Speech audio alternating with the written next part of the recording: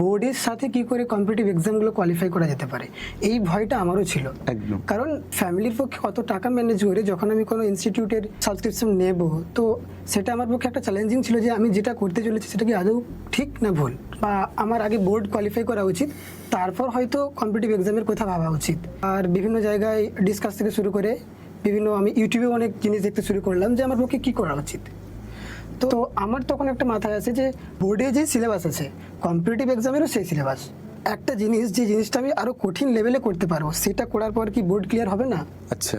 এই যে ভাবনাটা, তো আমি এটাই ফলো করতাম। আমি যেটা ডেপথে গিয়ে পড়বো, কেউ যদি বলে তার হালকা জিনিসটা হবে না, কি করে হতে পারে সেটা? একেবারেই একদম সম্পূর্ণ প্রিপারেশনটা আমি কম্পিটিটিভ এক্সামের উপর ফোকাস রেখেছিলাম। একদম।